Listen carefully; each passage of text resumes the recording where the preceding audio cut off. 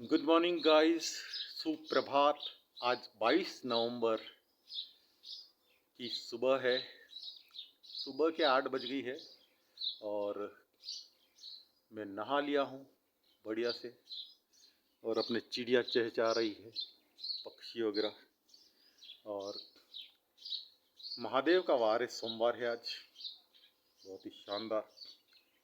तो आइए आपके साथ में शेयर करता हूँ। रामचरितमानस में बहुत ही एक शानदार स्तुति है उत्तरकांड में, नमामि शमीशान भगवान महादेव की।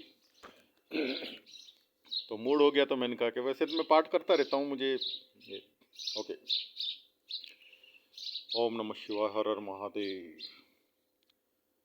कर्पूर गौरम करुणावतारम संसार सारम भुजगेंद्र हारम सदा वसंतम हृदयारविंदे भजम भवम भवामी सहितम नमामि। ओके, ये स्तुति। नमामि शमीशान निर्वाण रूपम विभुं व्यापकं ब्रह्मवेद स्वरूपं निजं निर्गुणं निर्विकल्पं निरीहं चिदाकाशमाकाशवासं भजेऽहं निराकारमोङ्कारमूलं तुरीयं गिराज्ञानगोतीतमीशं गिरीशं करालं महाकालकालं कृपालं गुणागार संसारपारं नतोऽहम् तुषारादृशं काशगौरं गभीरं मनोभूतकोटिप्रभाश्री शरीरं स्फुरन्मौलिकल्लोलिनी चारुगंगा लसद्भालबालेन्दुकण्ठे भुजंगा चलत्कुण्डलं भ्रुसुनेत्रं विशालं प्रसन्नाननं नीलकण्ठं दयालं मृगाधीशचर्माम्बरं मुण्डमालं प्रियं शङ्करं सर्वनाथं भजामि प्रचण्डं प्रकृष्टं प्रगल्भं परेशं अखण्डं मजं भानुकोटिप्रकाशं त्रयशूलनिर्मूलनं शूलपाणिं भजेऽहं भवानीपतिं भावगम्यं कलातीत कल्याण कल्पांतकारी सदा सज्जनानंददाता पुरारी चिदानंद संदोह मोहापहारी प्रसीद प्रसीद प्रभो मन्मथारी नयावद्दुमानाथ पादारविंदम भजन्ति हि लोके परे वा नराणां न तावत् सुखं शांति संतापनाशं प्रसीद प्रभो सर्वभूताधिवासं न जानामि योगं जपं नैव पूजां नतोऽहं सदा सर्वदा शंभुं तुभ्यं जरा जन्म दुःखोगतातप्यमानं प्रभो पाहि आपन्न नमामि शंभो रुद्राष्टकमिदं प्रोक्तं विप्रेण हरतोषे ये पठन्ति नरा भक्त्या तेषां शंभुः प्रसीदति। ये महादेव के बहुत से नाम हैं। एक आशुतोष नाम है। आशुतोष का मतलब शीघ्र प्रसन्न होने वाले। तो बहुत ही शानदार स्तुति रामचरितमानस, तुलसीकृत रामचरितमानस है, उसके उत्तरकांड में स्तुति अवस्थित है। ये स्तुति मूलतः एक प्रसंग से जुड़ी हुई है। जो काकभूषुंडी बहुत बड़े सिद्ध योगी हैं, हिमालय में रहते हैं। काकभूषुंडी ताल जो नेपाल में चाइना बॉर्डर पे है, वहाँ पे इनका निवास स्थान माना जाता है। तो उनके पूर्व जन्मों से संबंधित कथा इसमें कथा प्रसंग से जुड़ा हुआ प्रसंग है। तो वो पहले शूद्र रूप में थे, जो अपने सनातन संस्कृति में ब्राह्मण क्षत्रिय वैश्य शूद्र चार एक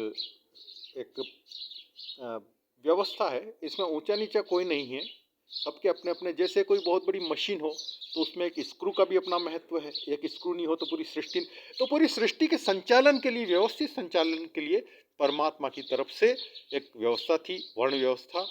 इसमें ऊंच नीच वाली बात नहीं है, सबके अपने अपने एक कार्य निर्धारित थे। तो वो क्षुद्र रूप में एक जन्म होता है। वो फिर इधर उधर अवध में, अयोध्या में उसका जन्म होता है। फिर वो शिक्षा ग्रहण करने के लिए, पहले गुरुकुल परंपरा होती थी, वो पहुंचता है महाकाल की नगरी उज्जैन। वहाँ पे एक ब्राह्मण सदगुरु थे, बहुत ही शिष्ट शीलवान ज्ञानी और बहुत सीधे साधे। उनसे वो गुरु दीक्षा लेता है।